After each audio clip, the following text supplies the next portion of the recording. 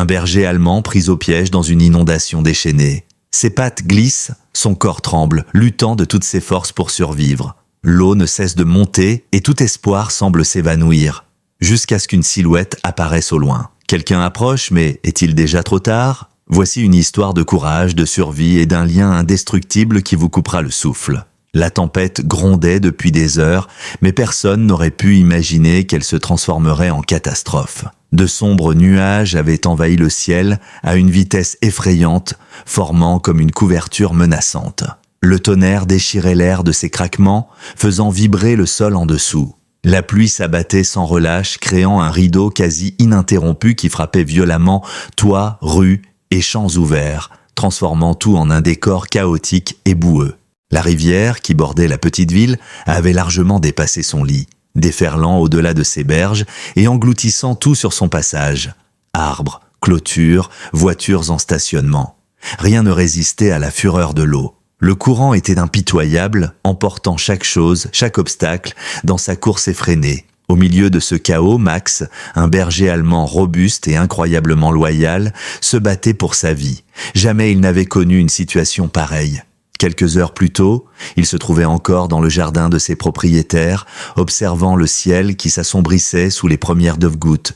Puis, soudain, tout s'était emballé. L'eau était montée plus vite qu'aucun humain ou animal n'aurait pu réagir. Son instinct lui avait hurlé de fuir, de se mettre en hauteur, mais c'était déjà trop tard. La clôture derrière lui avait cédé, et le jardin s'était changé en un bassin boueux et tourbillonnant. Affolé, Max avait tenté de sauter sur la terrasse, mais la force du torrent l'avait fauché. En quelques secondes, il se retrouvait emporté, ballotté par la puissance du courant. À présent, il se trouvait seul, à livrer un combat acharné contre la furie de l'inondation. Ses pattes labouraient le moindre débris submergé, cherchant un point d'appui, n'importe quoi pour s'agripper. L'eau était glacée, chaque muscle brûlait à force de se débattre. Ses poumons se vidaient, asphyxiés, tandis qu'il haletait pour trouver de l'air. Ses oreilles plaquées contre son crâne trempé, il ne distinguait presque rien, la pluie lui brouillant la vue. Chaque tentative pour avancer se soldait par une vague qui le rejetait en arrière, menaçant de l'entraîner au fond.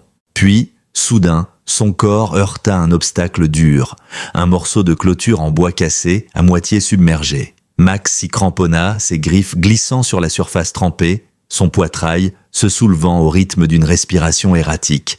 Il resta là un instant, le cœur battant à tout rompre, frissonnant d'épuisement. L'eau hurlait autour de lui, fracassant le vieux bois dans un grondement, comme pour le forcer à lâcher prise. Mais Max s'accrocha fermement. Il tenta d'aboyer, mais son cri se perdit dans la tempête. Ses oreilles s'agitèrent, espérant percevoir un quelconque son au-delà de la pluie battante et du rugissement des flots. Rien, pas un seul pas, aucune voix familière, aucun signe de ses maîtres. Son palpitant s'emballa. Était-il vraiment seul? Peut-être que tout le monde avait dû évacuer, le laissant derrière. Un nouveau coup de tonnerre fendit l'atmosphère, accompagné d'une bourrasque féroce qui faillit l'arracher à sa planche de survie. Max poussa un aboiement plein de désespoir, mais encore une fois, la tempête l'étouffa. Puis, un bruit, faible d'abord, se distingua dans le vacarme. Des bruits de pas précipités pataugeant dans l'eau. Quelqu'un se rapprochait, les oreilles de Max se dressèrent, ses yeux fouillant l'obscurité. Au loin, une silhouette s'esquissait, s'avançant envers et contre tout dans le déluge. Mais qui était-ce? Et surtout, n'arrivait-elle pas trop tard? La tempête ne faisait preuve d'aucune pitié. Le vent mugissait à travers les arbres qui se pliaient dangereusement, prêts à rompre. Les eaux tumultueuses engloutissaient le décor, indifférentes à toute résistance. Le ciel, d'un noir d'encre, ne se déchirait que lorsque des éclairs le traversaient, projetant une lumière sinistre sur la scène. Les pattes de Max tremblaient contre le bois glissant. Il était transi, chaque muscle épuisé. Pourtant, un nouvel espoir se rallumait dans son regard alors que le bruit de ses pas s'intensifiait. À travers le rideau de pluie, une silhouette humaine finit par se dessiner. Elle avançait avec détermination, se frayant un chemin dans le courant. Elle brandissait une lampe de poche, son faisceau balayant frénétiquement l'obscurité. « Tiens bon, mon grand !» cria cette voix masculine. Les oreilles de Max se dressèrent. Il reconnaissait ce timbre. C'était Ethan, le pompier qui passait parfois chez ses maîtres. Celui qui s'amusait avec lui dans le jardin lui lançait la balle, lui caressait la tête en disant « T'es un bon chien ?» Mais ce soir, l'expression d'Ethan était grave. Il était lui aussi trempé, luttant contre le courant, le visage crispé par l'urgence. Max tenta d'aboyer, son cri le plus fort depuis le début de l'orage, comme pour dire « Je suis là ». « Je te vois » hurla Ethan, redoublant d'efforts. L'eau lui arrivait presque à la taille, le tirant en arrière comme si des mains invisibles le retenaient. Chaque pas était un défi. Max, de son côté, s'agrippait toujours à la barrière cassée dont le bois gémissait sous la pression des flots. Il craignait qu'elle ne cède d'un instant à l'autre. « Allez, viens mon beau, je suis là » lança Ethan en tendant le bras. Mais Max ne pouvait plus bouger. Ses pattes étaient tétanisées, pétrifiées par la peur et l'épuisement. Il luttait depuis si longtemps. Ses instincts lui disaient de faire confiance à Ethan, de sauter, mais le courant restait trop puissant. Ethan s'avança encore, vacillant, manquant de peu de perdre l'équilibre, quand l'eau s'abattit sur lui. Il serra les dents. « Allez Max, tu dois sauter, je ne te lâcherai pas !» Le chien poussa un couinement angoissé. Son corps était lourd, vidé de ses forces. Pourtant, il y avait dans la voix d'Ethan une certitude inébranlable, un serment qui ralluma un feu intérieur chez Max. Rassemblant ce qui lui restait d'énergie, il se ramassa, muscles bandés, et sauta. Durant une fraction de seconde, le temps sembla se suspendre. Le pelage trempé de Max scintillait sous l'éclair. Ethan se projeta en avant, les bras tendus. Le choc de leurs deux corps qui se rencontraient, ajouté à la violence du courant, les fit chavirer tous les deux dans l'inondation. Le monde tourna sur lui-même, la surface glacée les engloutit. Max se débattit, sentant la main d'Ethan qui resserrait sa prise sur lui, luttant contre la force implacable de l'eau. Enfin, ils refirent surface dans un grand halètement. Ethan gardait un bras autour de Max, l'autre tentant de les maintenir à flot. Le courant les entraînait, les heurtant à plusieurs débris. « Pas encore fini, mon grand !» haleta Ethan, les bras en feu. Un peu plus loin, la carcasse à demi immergée d'un pick-up se dressait, offrant une issue temporaire. Rassemblant son courage, Ethan donna de puissants coups de pied, orientant leur course vers le véhicule. Une vague violente les plaqua contre la tôle cabossée, leur arrachant un gémissement de douleur. Mais ils y étaient. Accroché à un rétroviseur, Ethan tira Max vers le capot. Le chien parvint à se hisser sur la tôle, s'y affalant aussitôt. Durant de longues secondes, ils ne firent que respirer, essayant de se remettre de ce qu'ils venaient d'endurer. Le regard d'Ethan alla aussitôt inspecter le périmètre, le cœur battant. L'eau continuait de monter et il restait en plein milieu du lit furieux. Le pick-up commençait déjà à se soulever, le courant le délogeant peu à peu. Le ventre noué, Ethan comprit que ce refuge de fortune n'allait pas durer. Max, épuisé, croisa le regard d'Ethan. Leur situation restait désespérée et le temps jouait contre eux. Au-dessus, la tempête continuait de rugir, le ciel strié d'éclairs qui illuminaient l'horreur du paysage. La pluie drue se mêlait au grondement assourdissant de l'eau, rendant toute communication presque impossible. « Accroche-toi, mon gros, on va s'en sortir », murmura Ethan d'une voix fébrile. La tempête s'acharnait avec la même hargne, l'obscurité du ciel marbré de flashs électriques toujours plus violents. Les rafales de pluie tombaient en rideaux serrés, masquant la vue. Ethan se cramponnait au rétroviseur du pick-up, les articulations blanches, luttant pour ne pas être emporté par les flots. Il haletait, le souffle court, encore sous le choc de l'effort. L'eau atteignait presque ses épaules, prête à les avaler définitivement. Max gisait sur le capot, la fourrure collée à ses flancs, épuisé au point de n'avoir même plus la force de se lever. Pourtant, ses yeux restaient ouverts. Sa détermination à rester conscient était palpable. Le véhicule gémit, un son métallique inquiétant. Ethan sentit la caisse se soulever, glisser légèrement. Le courant parvenait à déplacer le pick-up. « Max !» cria Ethan en se raccrochant de toutes ses forces. « On doit partir maintenant !» Le chien redressa la tête, même s'il était hagard. Le pick-up craqua de plus belle. L'eau emportait déjà les pneus. Plus le moindre ancrage. Ethan, l'estomac tordu, réalisa qu'il n'avait bien plus qu'une poignée de secondes avant d'être emporté encore plus loin. C'est alors qu'il aperçut, à une quinzaine de mètres, un lampadaire municipal qui tenait toujours debout. Seule sa base était noyée, mais le poteau émergeait au-dessus des flots. C'était leur seul échappatoire. « Max, écoute-moi bien !» lança Ethan. La voix étrangement calme malgré la panique qui lui étreignait la poitrine. « On doit plonger et nager jusqu'à ce poteau. Tu peux le faire, j'ai confiance en toi. » Max, le regard encore brumeux de fatigue, rassembla ce qu'il pouvait d'énergie en voyant l'expression déterminée d'Ethan. Le pick-up bascula légèrement, rendant la situation plus dramatique encore. « Go !» hurla Ethan. Le chien s'élança, ses pattes pourtant si lourdes se jetant dans l'eau glacée. Sa tête émergeait à peine tandis que le torrent s'acharnait à le happer vers le fond. Ethan se jeta à sa suite, transperçant les flots. L'impact fut violent, l'eau froide lui coupa le souffle comme un coup de poing dans la poitrine. Au milieu des débris, il luttait, un bras devant lui, l'autre essayant de maintenir la tête hors de l'eau. Mais il s'aperçut que Max conservait un petit avantage et il se démène pour le rattraper, déterminé à ne pas le perdre de vue. La distance diminuait. Le lampadaire n'était plus qu'à quelques mètres, quand un bruit sourd l'avertit d'un nouveau danger. Une vague massive, charriant un tronc d'arbre arraché, descendait vers eux à toute allure. « Max, attention !» hurla Ethan. Trop tard. Le choc du tronc projeta Max sous l'eau, le faisant tournoyer comme une feuille dans un tourbillon. Le cœur d'Ethan s'arrêta de battre. « Max !» rugit-il avant de plonger. La nuit et l'eau se confondaient, réduisant sa vue à un épouvantable brouillard sombre. Ses yeux le brûlaient, ses poumons le suppliaient d'émerger. Mais il chercha encore, jusqu'à repérer la silhouette de Max, empêtrée dans les branches du tronc. Ethan battit furieusement des jambes, attrapant le collier du chien pour le libérer. Ils refirent surface dans une expiration désespérée.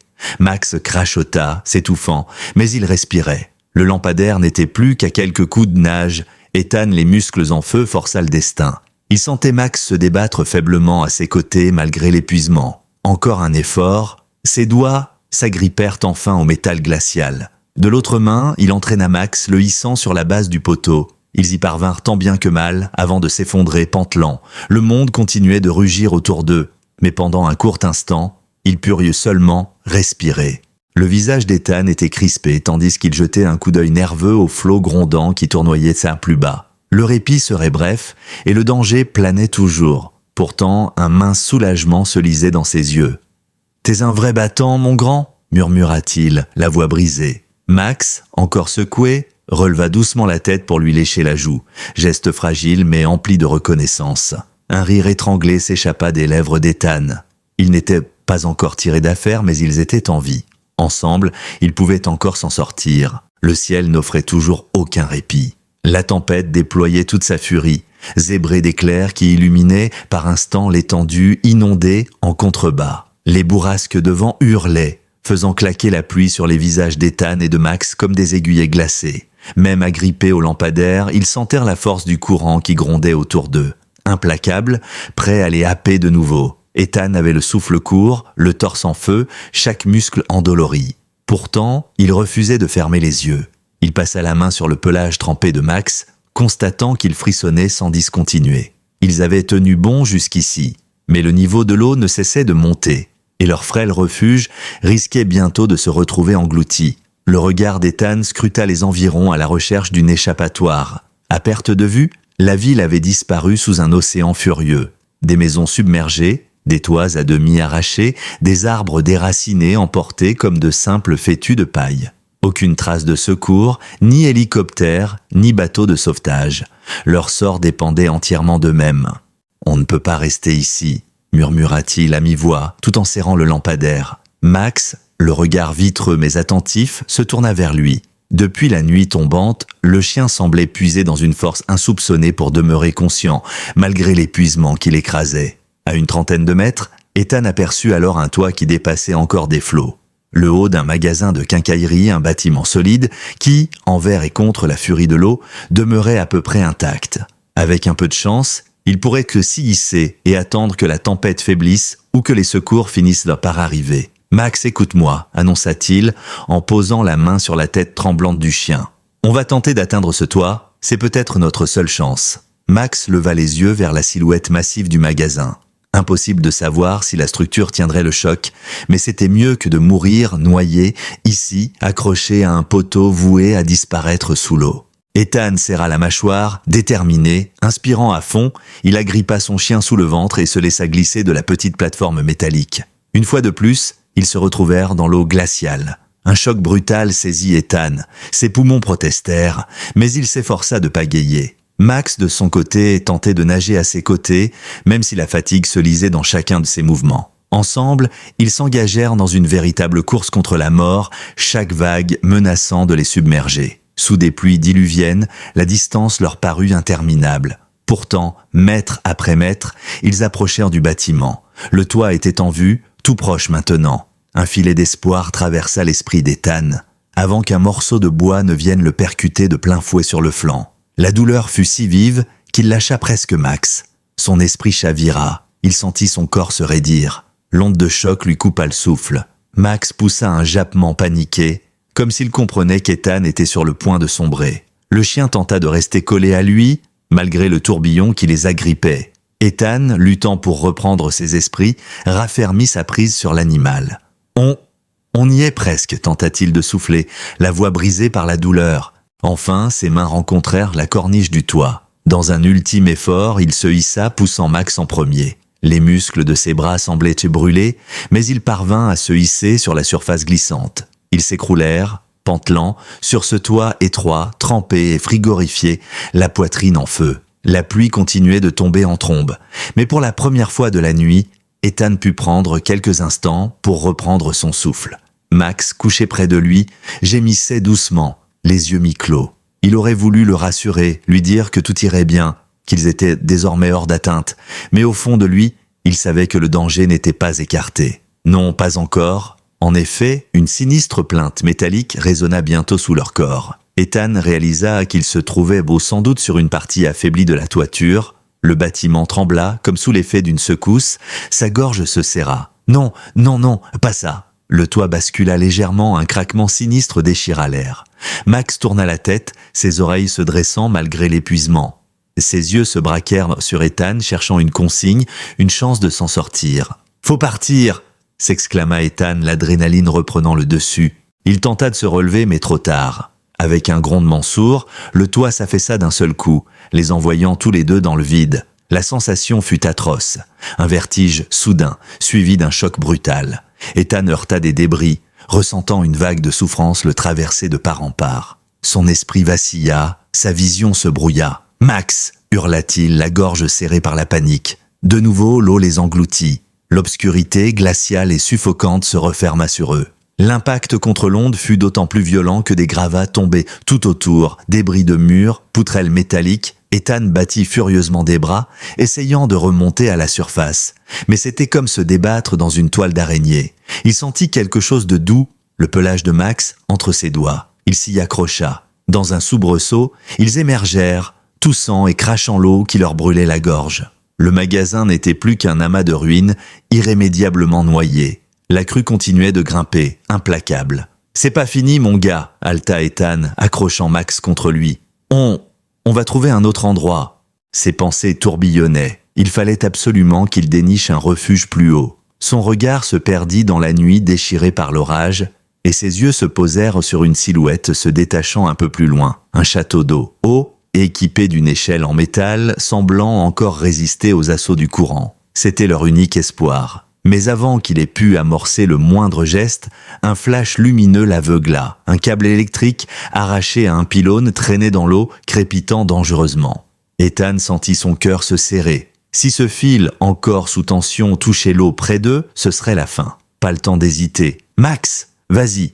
Il poussa le chien, le projetant comme il pouvait vers l'échelle du château d'eau. L'instant suivant, le câble heurta la surface. Une décharge fulgurante embrasa les flots dans un grésillement assourdissant. Ethan eut la sensation qu'un millier d'aiguilles transperçaient de son corps. Il voulut crier, mais aucun son ne sortit. L'électricité le traversa en un éclair, et soudain tout devint noir. Son corps flotta, inconscient, ballotté par le courant. À quelques mètres, Max, agrippé à la première barre de l'échelle, constata avec horreur qu'Ethan ne bougeait plus, dérivant au gré des remous. Les yeux du chien s'écarquillèrent. Sa propre sécurité, il venait pourtant de la gagner en atteignant l'échelle.